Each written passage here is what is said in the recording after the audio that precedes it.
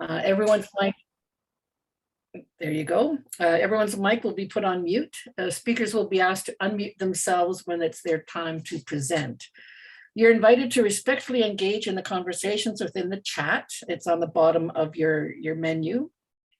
We expect everyone to feel safe and free from harassment of any form. The chat and video will be monitored, and anyone who disrespects others will be removed from the event.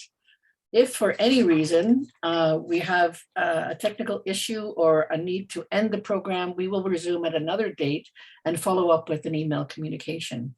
If you have any concerns tonight, please email info@laborcommunityservices.ca. So first on our agenda is to welcome Judith Logan Junup, the Labor Community Services Treasurer, United Way Labor Co-Chair, Yes It's Matter Campaign Committee member, and the Vice President of IFPTE Local 160. I try not to use too many acronyms, but I can't quickly just figure out IFPTE. Maybe Judith can do that. Local 160 to do our land acknowledgement. Judith?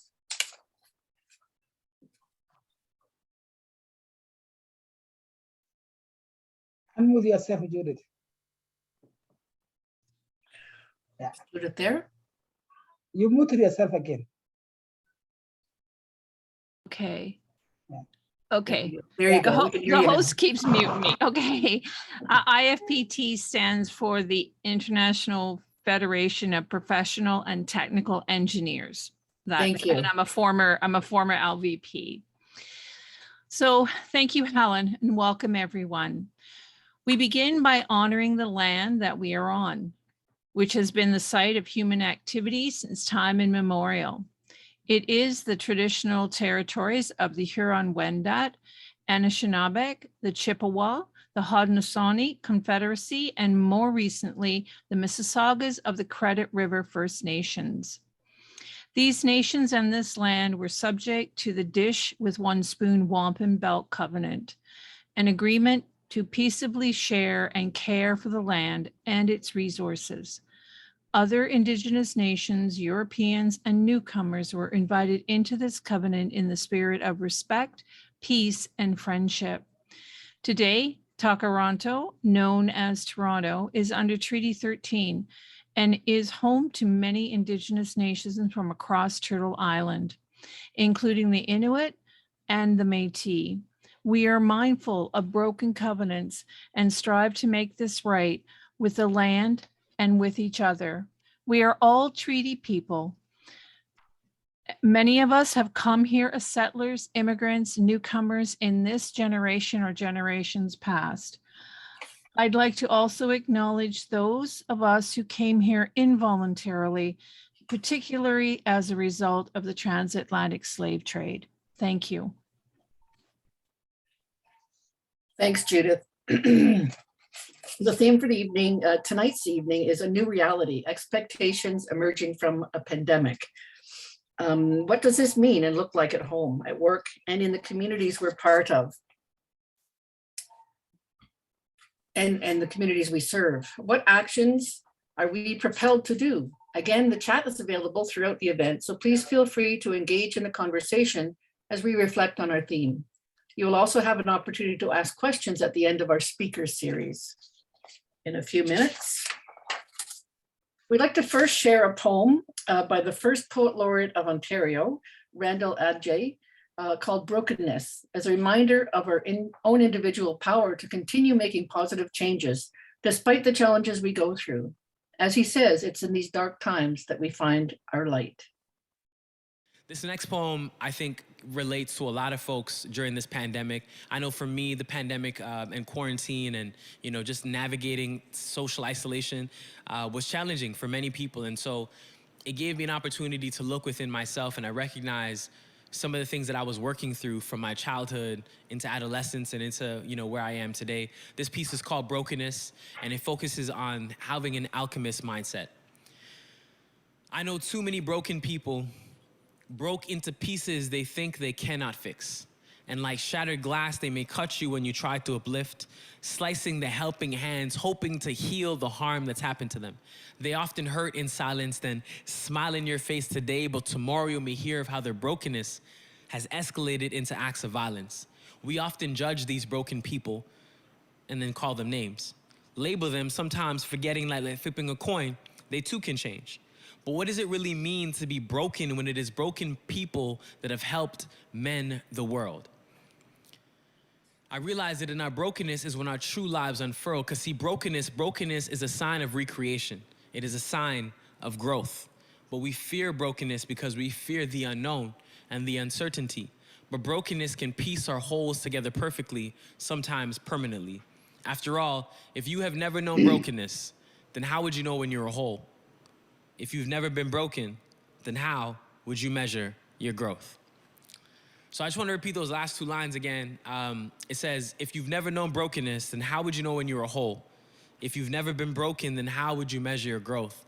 And I think it's this essence of understanding that it's in these dark times that we find our light. It's by going through a broken situation that you really figure out what it means to be whole again, or to be whole for the first time.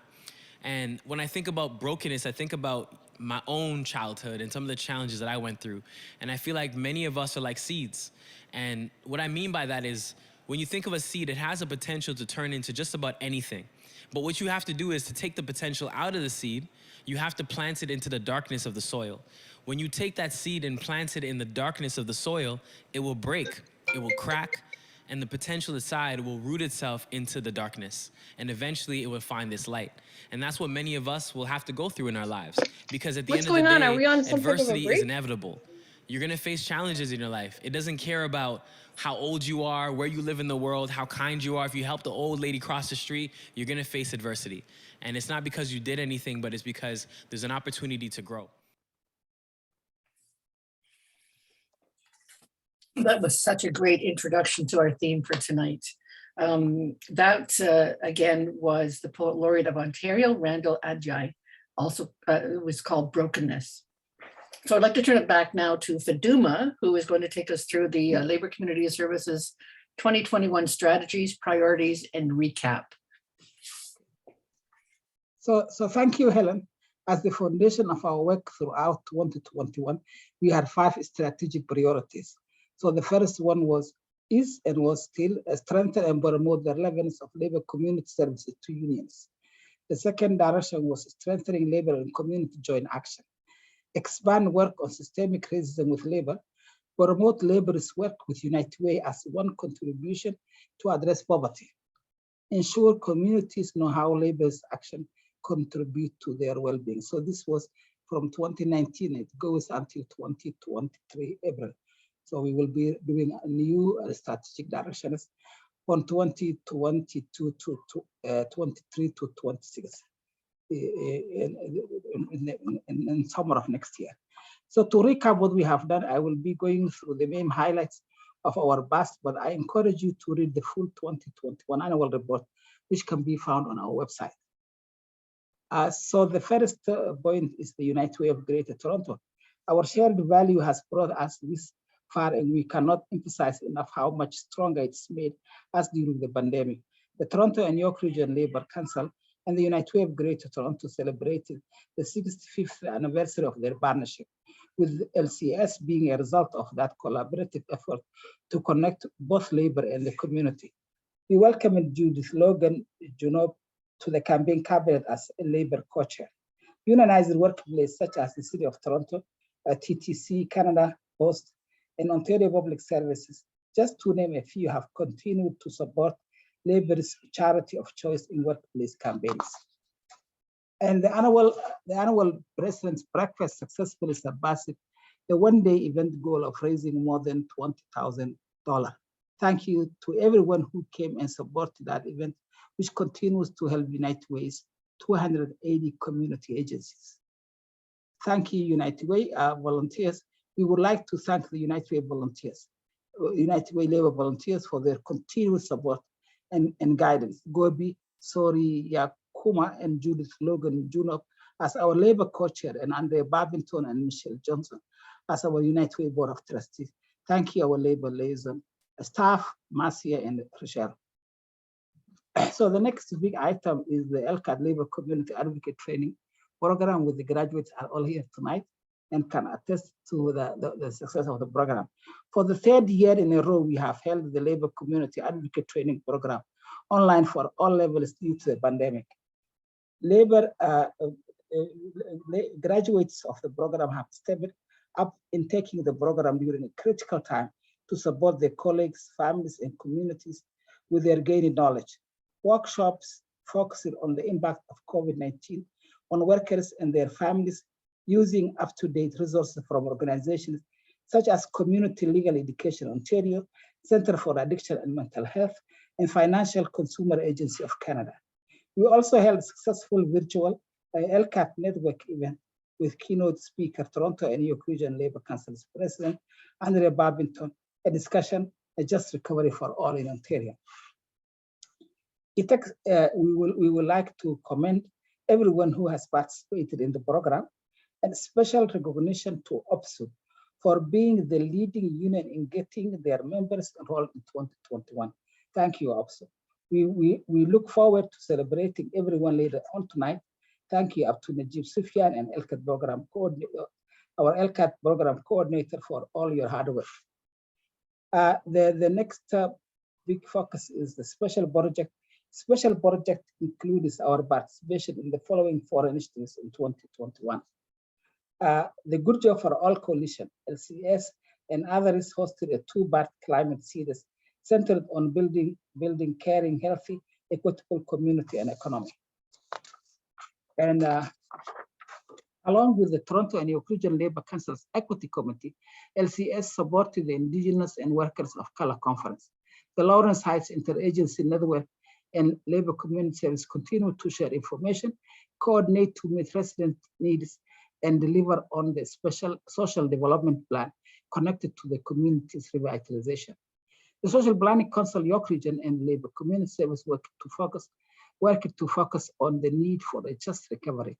The lack of funding has not stopped the Social Planning Council, York Region, from seeking the means of mitigating social and economic inequity faced by many in York Region. And along with the Toronto and York Region Labour Council's Equity Committee, LCS helped coordinate and hold the virtual Bromley Armstrong Award Gala. Thank you, Sharon Simpson, for your leadership in this role. And communications, so everybody knows Rochelle is with us now almost 2 and a couple of months with us, and we are very happy to have her on board. This year, the focus of the communication and United Way Labour Liaison was to continue developing the LCS communication strategy to support all of our Labour Community Service activities. This included the updating on the brand and the website, social engagement, and redesign of communication issue assets. With all events being virtual, communication played a role in delivering and coordinated online activities. LCS celebrated the 150th anniversary of the Toronto and York Region Labour Council and helped in developing their Labour 150 website, as well as working with United Way to capture our partnership history. Thank you, Rochelle. The finance and administration, so highlights from our finance and admin coordinator include overseeing the cash flow from 4 funding sources: Atkinson Foundation, Metcalf, United Way, and Toronto Foundation, and to support 5 initiatives. Also, we generate around 80,000 from our operations and 29,000 from the last year's Bromley Gala. Olivia also took part in the Chinese Interagency Network Labour Community and had discussions on discrimination and racism during their monthly meeting. Thank you, Olivia. Lifeline. The Lifeline Foundation is a long-time program of the United Steelworkers Area Council 8300. Labour Community Service has hosted and carried out the work of the Lifeline Foundation since 2005. COVID-19 has had a profound effect on every aspect of everyday's life among those who have connected with Lifeline over the past year. The demand for assistance remained high, but the resilience displayed by many members was notable. Thank you to Sharon Clark for your work and dedication. So we also run a couple of campaigns. One of them is the Yes, It Matters. So the work of the Yes It Matters campaign committee continued to focus on ensuring that our efforts in 2020 didn't fall to the back burner. Everybody remembers 2020 with murder of George Floyd. Everybody was really up and engaged in this issue. So we made sure that we will keep that in the agenda. So 2021 was a year to continue pushing those despite the change in public priority of addressing systemic racism and injustice. The committee created the self-care anti-racism toolkit to help deal with racism faced in the workplace. A new initiative is also in the works to include anti-racism language in the collective agreement and a member-to-member protocol. So Jojo, who is here, thank you, Jojo, for joining us, and Carol are helping us to do that. Each month, our special project coordinator puts together the profiles of recognition to acknowledge leaders in Heritage Months, which highlights the diversity and work within labor in our community. So thank you to Yes It Matters campaign committee. And Judith is present here. Thank you, Judith. So the other campaign is the Refugee Next Door campaign. The Refugee Next Door campaign created the Refugee in Canada, Facts and Myth video. And it was presented at the 2021 CLC Convention's Digital Exhibit in both English and French. Since then, it has continued to be shared within the locals and remains an important tool in combating racism and raising awareness on the plights of refugees.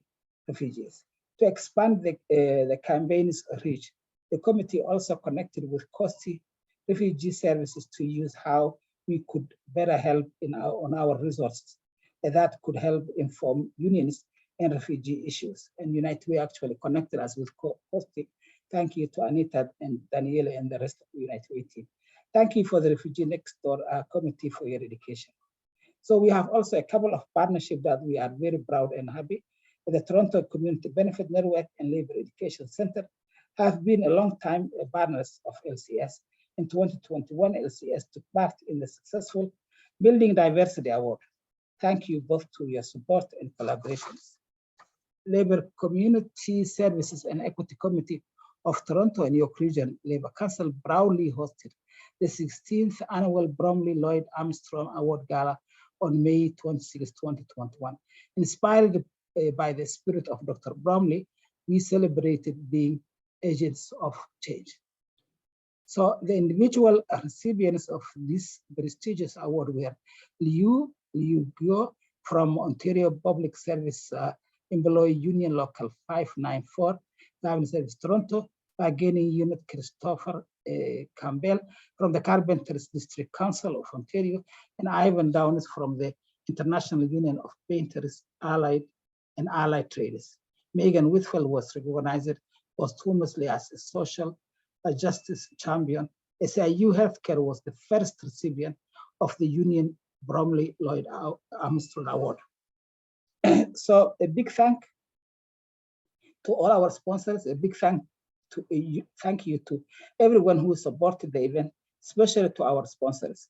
We look forward to the 2022 Gala taking place next week on June 8, where the hard work of labor and community activists engaged in improving the present and building a more inclusive future will be recognized. I would also like to thank John Spalding William for being one of our Bromley Gala volunteers.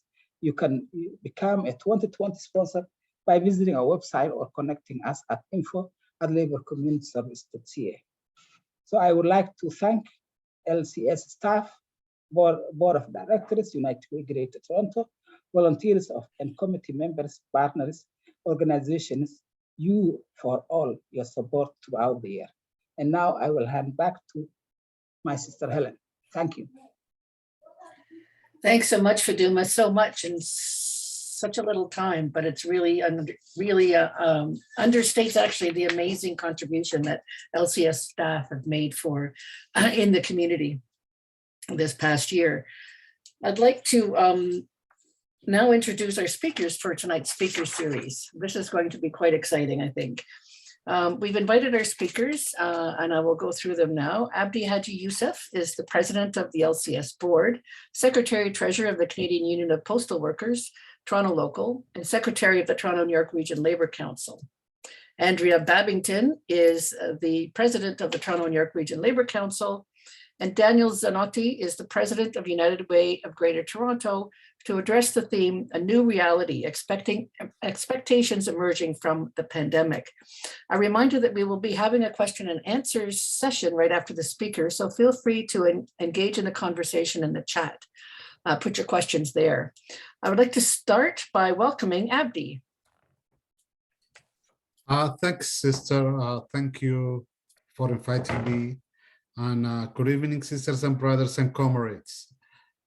What a theme, a new reality, expectation emerging from a pandemic. We all remember the just recovery we spoke many times.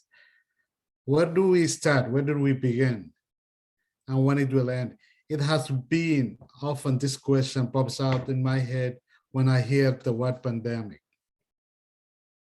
We have gone through and continue to go through the effect and the impact of the COVID-19, some of which we do not yet know how to process.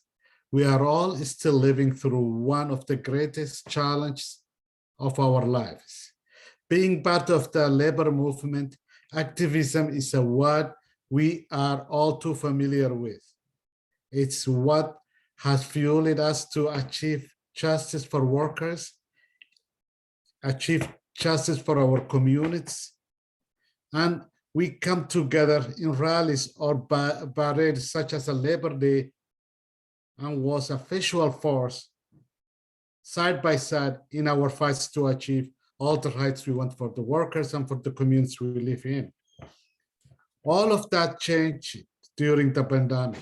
The way we communicate changed, the way we work changed, and the way we live it all changed the way we see people around us. In the blink of an eye, we were prohibited from connecting to one another the way we knew how to do it before. And this shook our foundation, a movement, a labor movement whose voice was so heavily reliant on the collective, in-person physically solidarity disappeared and become a virtual. Therefore, our new reality to achieve all the rights we want become a virtual one. However, what we did learn during that tough and challenging time and experience it was the need to think outside the box. The pandemic taught us that what we many of thought was impossible was actually possible. We learned that if we choose to be open to trying new things differently, then not only we can achieve results, but may have found better ways to do them. The pandemic showed us how to be resilient in the past, and we still continue to be resilient and come over many hard challenges. We saw how the pandemic affected frontline workers and our homes, our communities. We also saw how the pandemic did not affect everyone equally. The pandemic put pre-existing issues of racism on the back burner when it was the number one item on everybody's agenda. We also saw how easy the pandemic swept these issues under the rug. Nobody wants to talk about racism anymore. The media slowly shifted their focus, and so did everyone else around. I want to thank the labor community service staff, few of them, the good work and hard work they do every day. Throughout the work, labor community service is doing with the Yes It Matters campaign to address systematic racism and the Refugee Next Door campaign to raise awareness on the bleed of refugees in Canada I have experienced how critical it is for us to continue doing this work and being a strong voice in the labor movement and in our communities that we live in, to give voices for the people who don't have platforms, to defend the people that cannot defend themselves, whether they are new immigrants, marginalized communities. What we need to remember is that the issues of the pandemic are not guaranteed from the issues of racism, but coincide and experience as one of many. We as individuals cannot excuse that continues to be wrong, just because we feel we may not have the tools we once knew how to use. But we need to continue thinking out of the box to achieve new results for the new challenges we have. The new reality is that we need to find new ways of achieving the goals we set out to achieve before the pandemic. We have learned how to become more efficient in almost every aspect of our lives, but need to be realistically ask ourselves, why is it still taking so long to achieve basic human rights for our most vulnerable communities? A land acknowledgement doesn't provide indigenous people clean water, clean drinking water. Diversity hires haven't curbed the systematic racism that continues to disproportionately affect Black and Brown communities. And not having to wear masks indoors has not stopped white supremacy. Without the intention of sounding like another rally cry, when will enough injustice really be enough? I understand that it's exhausting, but the purpose of our movement, our good movement at its core, was to improve people's lives. In closing, my expectation coming out of this pandemic is first and foremost, remember why we choose to be part of the movement, and then actively pursue thinking better, wanting better, and doing better. We can no longer afford to just sit on the sidelines. We must continue to fight. We live in a world, I am a father of 3 children, and I was explaining one of them recently about what was happening about around us in this world. When somebody cannot go in afternoon walk with his family or her family for not be afraid or looking on their shoulders that a car will run over. When grandmother and young children cannot go, and a father who want to buy a cake to malls peacefully and buy what they want, when a worshippers cannot walk to a worship place and pray, when a man running with a gun goes to schools with the small students, the safe and peaceful place we all want, this is not the world we want to see continuing. I want all of us to commit moving forward, to advocate and make aware everybody what was happening, to dedicate the times. An improvement of one house, one family will bring the improvement of everybody. Thank you, United Way, for helping many, many communities to come out of a difficult times. Thank you for each and every one of you, for each and every one of every day, what you do from morning to the moment you go to sleep. Let us continue to fight. Sister Helen Kennedy, back to you. Thanks so much, Abdi. That was very heartfelt. Next up is one of my favorite people of all time. Andrea Babington is the president of Toronto and York Region Labor Council. And welcome, Andrea. Thank you. Thank you very much. Yeah, so I want to pick up from where my brother Abdi just take us through. And I would say that the theme is so fitting, and also for every one of us as we really really think of where we want to be and who's going to make that change for us. So I like the theme and what is our own expectation of that. So if I think back just before the pandemic and having this conversation with a number of people out there, you know, what they're thinking about, what's on their mind. And most of them will say the very day that the conversation started about this pandemic, they really didn't think this was something that we would be over 2 years later, that we would be dealing with at this point. They thought it would just come and go like a flu, and we wouldn't. And so we would still be back to what we were tackling already. A lot of these issues, the pandemic did not start it.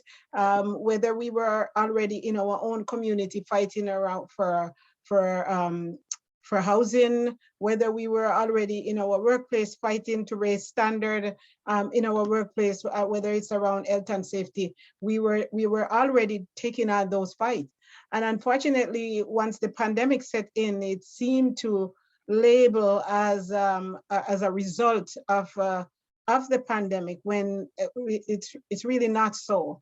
What happened with the pandemic, which enhanced that, and what we saw in our community, we saw this over right around the world, across the globe. We had the same thing in common once and for all. Everyone was experiencing this pandemic. But what was very heart-wrenching is to see the depth of where hate goes in the name of COVID. I remember a time watching whether it was parents who had their children in the schoolyard and they were beaten up. They took this out on the Asian community. And the sad part of that, as they did that, they were boycotting their business. And as immigrants, as we come into the country and work really hard to lift ourselves up, and in this case where they have their own business and seeing the impact on that, where it just boycott not to shop there. And it was really important for us getting together, coming back together as labor, coming back together to say, we got to take care of each other. This is not the right way. We need to go out there and to support the business and to show that it was safe, was very important to move us a little bit ahead.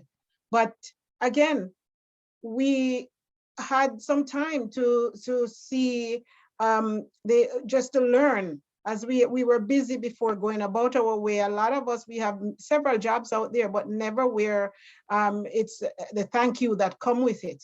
And during this time, a lot of us learn what was essential job. A lot of us had some time to appreciate the people that were doing this work, and then saw as they lift them up and they bring them down.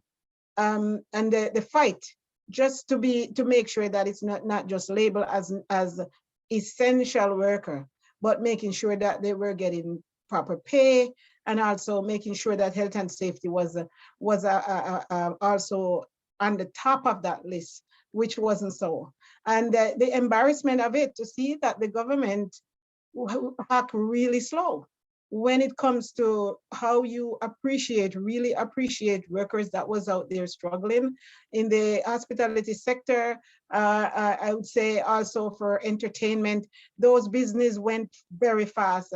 As soon as they shut down, they were out of a job. Thousands of workers that was out of a job, and the ones that was working was very stressed out. These are, some of them have several jobs. They couldn't go to the second job in the next to make ends meet. So it wasn't just a layoff. It's the fact that you have to choose one job and stay with it. The mental stress that a lot of these workers was facing, community to community, the mistrust in the time of trying to be safe. And once the vaccine came out, for the Black community that had reservation, and this stemmed from in the past of where they were used for guinea pig. And so once it's time to look at health and safety to save life, they were not going to step up at the front of the line to take this vaccine because of the lack of trust with that. I think it was also very important that in this time of disparity, seeing that we learned, like I would say most of us did not know what was Zoom, but we learned how to be creative and to find different ways to communicate and train up ourselves how to go virtual as we continue to move on out of this pandemic, to make sure that it wasn't just holding us down, but we are moving forward with that. And again, in the height of that fear, stepping out into the community to speak out when it was time, when it was attacking on our own community, the Muslim community. People did not care anymore about a mask, just to go out to say enough is enough. When we see hate rising, to step up out there. We were looking for different ways to show that we were not going to be beaten down. And one of those ways that when the Labor Day parade for us, using this as another opportunity to say that we are going to determine how we rise out of this pandemic. It's very important that it's understood that we are not looking for a handout. We are going to determine how we rise out. And one of that is to make sure that we continue the fight around hate. We continue that fight to push back on white supremacists that was out there using this opportunity to drive a wedge in our own community. Those issues, we celebrate gains in it, but we were hurt because a lot of issues that was coming up, when workers for many years that worked these jobs and suddenly lost those jobs because they were not taking vaccine. We have workers that lost job because they were too afraid. They were too afraid to go to work because of the fear of going out and getting infected. And so they lost their job. And we have to find ways out to continue to make sure that we are showing that we are together. We have to stand up to show that this is not our fault. It's not workers' fault when there's a pandemic and suddenly it's the same people at the bottom that are paying the price with that in our own community. I think when we take on the fight around anti-racism, the important part of it as we continue doing that, as we are looking across the border, when we see 19 people that's gone down, when we see in Buffalo, the Black community again, where the shooting of white supremacists there, we are showing that we are not just taking care of our own, but we also have to look to our own neighbor of what's happening, that we are strong enough through this pandemic that we are able to stand up and speak out for our own neighbors as well. We're not going to run and hide as we commit ourselves to take on all these issues in our own community and across the border next door to us. Whatever is happening, it's our fight as well. So I would say as we continue to move on with this and to reassure each other that this is very important, this is how we are going to rise up. And as we are going to do that, we're going to fight to make sure that we're not just doing any job out there, but it's important that we are continuing to fight for good jobs, because it's there, it's not missing, and we're looking for pity. It's about making sure that we continue to fight against racism within our workplace, within our own community, within the labor movement. We have to stand up and we have to fight harder and harder. We have to make sure that the ones that feel like they are too tired to go on, we have to lift them up and encourage them that we come this far, and others before us take on this fight, and we gotta continue. It cannot be about the pandemic. The government that's using this as an opportunity for destruction. How do we come together, make sure that there's accountability, making sure that we continue to push our government. I like it that we are here tonight with graduates graduates from the LCAT program, which it's such an important program that they're the only one that can give their own testimony as to these courses that they took. And it's so fitting that as we look at how we move forward in this pandemic, to look to the graduates that took all these courses, how they're going to use these tools as they go back into their workplace, into their own community, to use them, whether it's around fighting around housing, whether it's really it's about someone that's struggling with mental illness, because we saw a lot of that out of this pandemic, a lot of mental illness in this pandemic. How are they going to use these tools? So I'm really proud that this is a large group of students that will be able to go out into the workforce and into their own community to use this opportunity to take on, to continue to take on this fight that we are experiencing right now. So again, it's very important that we are looking to each other to talk about leadership when we are troubled, when the disparity is at hand. How do we recognize the real leaders? We've seen what happened during just a few months ago, where people, as they look for leadership, went to Ottawa with the convoy. They never spoke up about the real issues that workers was facing, but we do have each other that we can come back to the real way that we have to do it, to take it on. It may feel harder, but it's the right way to make sure that we are taking it on together. We are going out, there's election coming up. It's a commitment first to ourselves to make sure that we are going out to vote, and we are encouraging others to do that. And we are encouraging to make sure after these elections that our politician does not just go to sleep. We are able to step up and speak out and go through those wide doors and say, we are here. We want to sit with you to talk about how you're going to help us to lift ourselves up into our community. We're not begging, but it's very important. So you know, the expectation of moving forward, I think in all of us, as we do commit to ourselves that, yes, the issues are there before COVID and it's still here. And we are not going to fall asleep on them, but we are taking them on one by one by one. As to the Labor Council, we already started to send that message through our statement that we are standing with Buffalo, because whatever happened across the border, it happens to us. We are not just in the labor movement. We have to go out into our community to make sure that everyone, every one of our neighbor, every workers matter. So rising up, moving through this pandemic. Yes, I am really proud, because I think we come a long way where we're not just waiting. We continue to be creative as we do move forward. So I thank LCS for having this meeting tonight, and also for the program that they put through. And I would say liaisoning with United Way.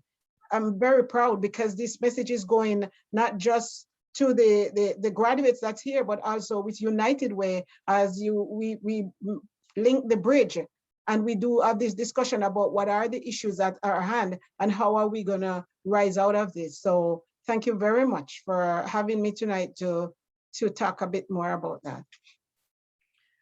Thank you so much, Andrea, as always, so important, such a very important message. Our last speaker tonight is our longtime friend and partner, Daniele Zanotti, who has been with United Way for a long time, but he never gets older. I don't know what's going on there, Daniele. Anyway, welcome, Daniele, and take it away. Thank you. I should have known, my friends. My whole life, my whole basement cellar was chock full of bags of spaghetti and jars of tomato sauce, enough to feed my entire family for 10 years. And no matter who showed up, how many people, my mom would say, you know what we need? A nice plate of spaghetti. And as soon as that steaming plate of spaghetti hit the table, my dad would pull out a hot, spicy, picante pepper that he kept stashed in his pockets. And every time as I reached to put my plate and get some picante pepper, mom would say, not yet, one day.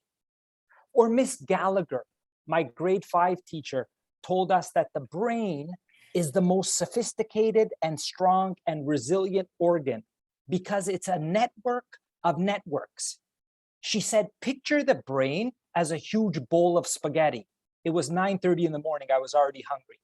A recent report on our United Way network of agencies from researchers who have studied frontline community service agencies across the world validated that our 300 frontline United Way agencies are among the most coordinated, collaborated, connected networks that they have seen in their research. They likened our connective network of agencies to a plate of spaghetti, a sophisticated and strong and resilient network that could resist a 15 to 20% shock to the system in supply or demand. I should have known. The answer to everything is a big plate of spaghetti. And it doesn't matter if you believe the Italians invented it or in reality, Marco Polo stole it from China. The answer is we need a big plate of spaghetti, stringy, sticky, saucy, and all stuck together.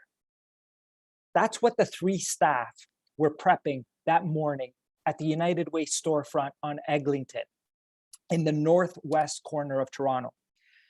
These 3 staff got there every morning, 7 days a week, 7 a.m., lockdown or not, all of them living within blocks of their workplace their whole lives.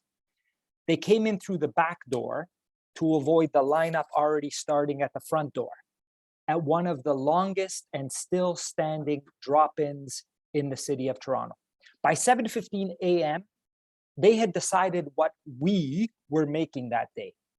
And as we cut tomatoes for the sauce, made some meatballs that would make my mama proud, whatever they had received from the food bank the day before, whatever they could grab from anything but chock-full shelves, they told me about what they called a little bit of help and hope in the middle of this hellish need. That the longer we all locked down, the longer their lines got outside the drop-in. A 45% spike in the number of people dropping in for their one hot meal a day.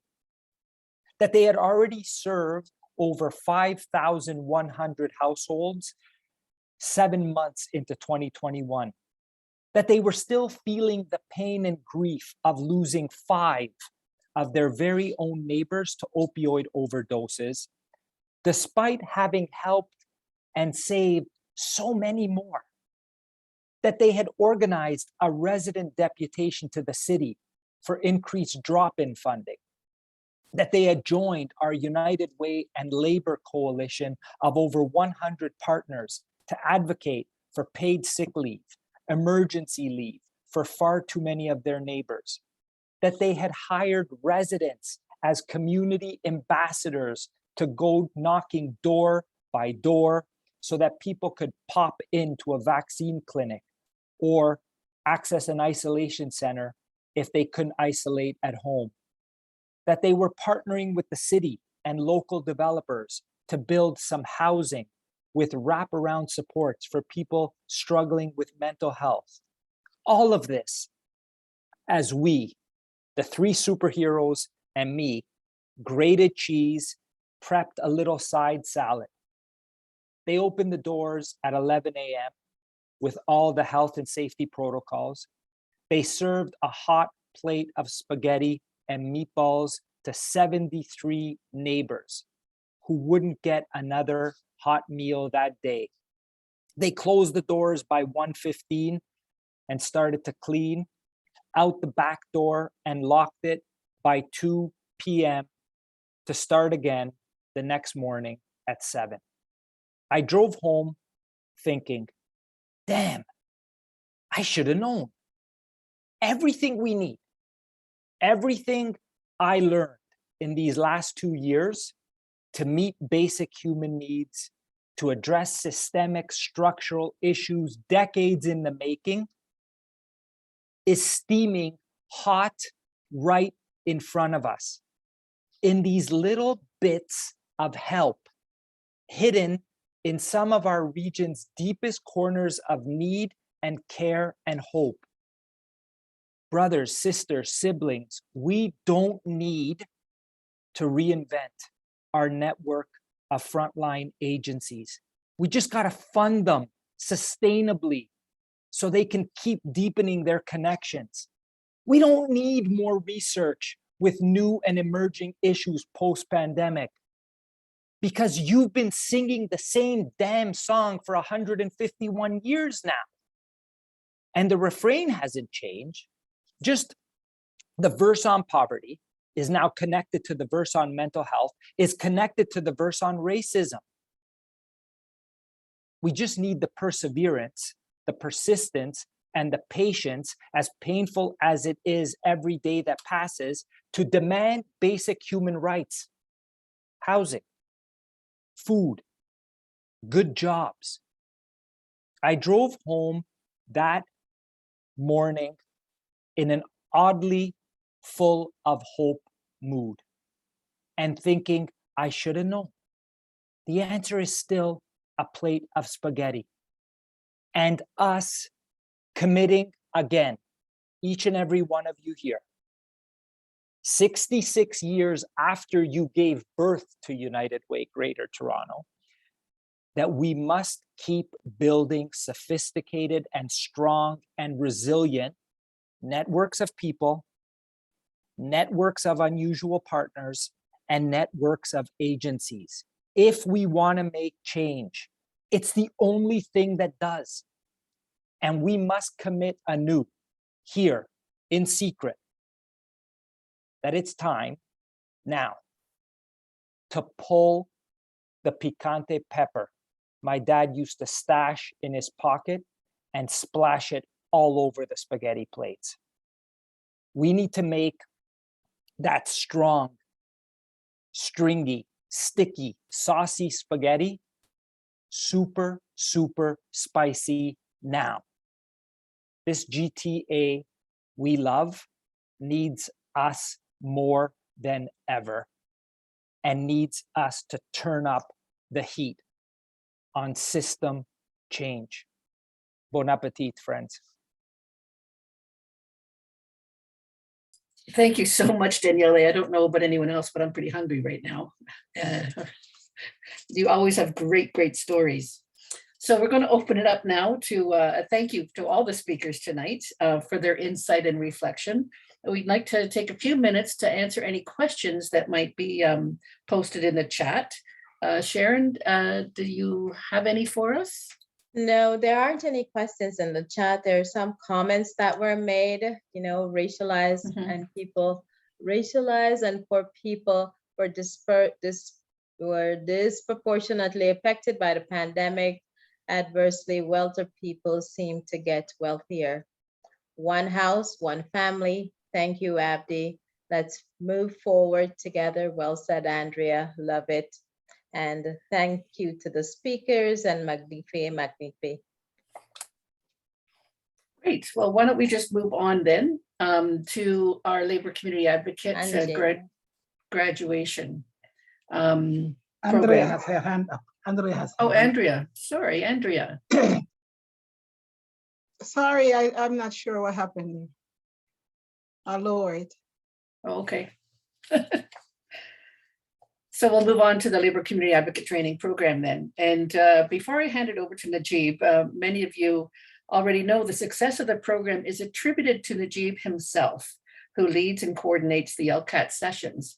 But I'm sure that Najib would agree with me that it's also the incredible participation of the LCAT program participants that makes his job so rewarding. Thank you, Najib, for your work in making it a safe and inclusive place for all the participants. You'll also find in the annual report quotes from the labor community advocates who we will be celebrating tonight, such as Quinn, who says, "I realize that we are not just coworkers in a workplace. We're a community and have to look out for one another." All of their testimonials are in the annual report, as I said. So let's hand it over to Najib, who will introduce us to this year's graduates. Thank you, Helen, and hi everyone. And it's nice to see all of you tonight. I wanted to share a few words before we recognize our graduates. Becoming labor community advocate takes a lot of hard work and dedication, but most of all, a willingness to want to help others. This especially means a lot during the past 2 years. We have been going through the pandemics. As we know, the pandemic is not over yet, and we are still dealing with the challenges and in daily basis. So to have these people choose to take this program despite the challenges that they are going on in their personal lives at work, so that they can be a better equipped to make a difference, really says something about who they are as a people and as leaders. I'm happy to have been part of your LCAT journey, and you makes us proud, everyone. Let's cheer our labor community advocates on by sharing some emojis and a greeting in the chat. This certificate is presented to our graduates for successful completion of LCS Labor Community Advocate Training Program. And as we see on, just your attention Angela to the Edwards, OPSU screen. Local 512. Angela Lockhurst, OPSU Local 590. Angela Norlander, USW Local 1998. Angie Lewis, PSAC CEIU Local 638. Anna Zachariah, Community.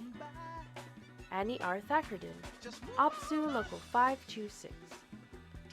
Anselmus Kelvin, Unite Here Local 75.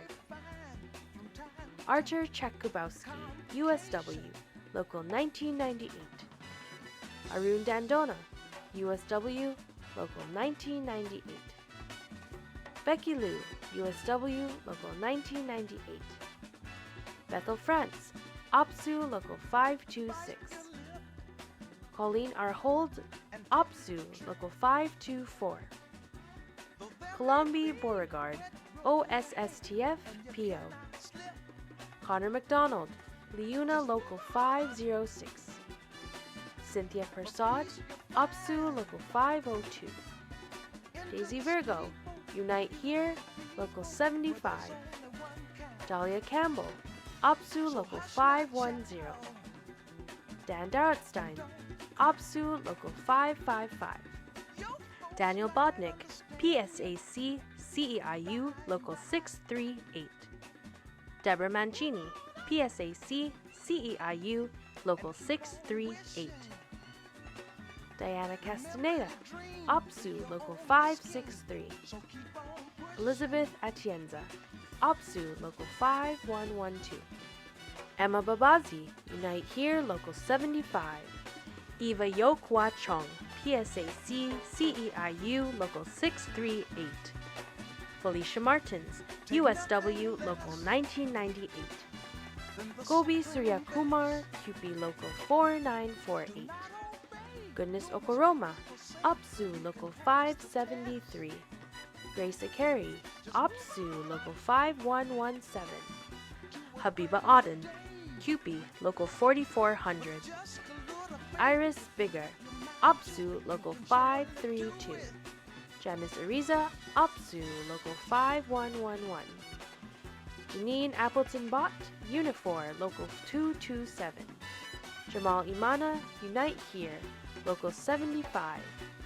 Joan Spalding Williams, Community. John Wang, USW Local 1998. Joseph Katendi, ITF. Judith Logan Junop, IFPTE Local 160. June Shen, OPSU Local 552. Karen Hampson, USW Local 1998. Kathy Marchand, QP Local 1734. Kevin Uba, Unite Here Local 75. Kadra Hussein, QP Local 4400. Kadro Abdullah, Community. Kim Nasello, OPSU Local 5111. Kim Young, OPSU Local 555. Kingsley Kwok, OPSU Local 575. Leonora Maholland, Unite Here Local 75. Lucas Chatur, Student. Lynn Sambajan, Unite Here Local 75. Marina Zemlyakova, OPSU Local 552. Marjan Kademi, The Society Local 160. Michael Goddard, IBEW Local 37. Mohan M. Viswan, Community. Monica Cools, QP Local 4400. Nelly Chinasa, Unite Here Local 75. Nika Azuka, OPSU Local 573. Nura Aman, QP Local 4400. Olatunji Awesu, OPSU Local 573. Ralph Chatur, The Society Local 160. Rebecca Junop, Student. Rhea D. Singh, OPSU Local 573. Rochelle Himaya, USW Local 7536. Ruth Carew, USW Local 1998. Sage Abdullah, Unite Here Local 75. Sharde Anderson, OPSU Local 5111. Sheena Parsons, OPSU Local 386. Stephanie Portil, OPSU Local 526. Sue Ann Clark, Unite Here Local 75. Sukumar Maya Krishnan, Unite Here Local 75. Tegan Brown, PSAC CEIU Local 638. Tamara Goldie, OPSU Local 386. Tammy Taylor Dean, USW Local 1998. Tracy Kwan, USW Local 1998. Youngmi Choi, USW Local 1998.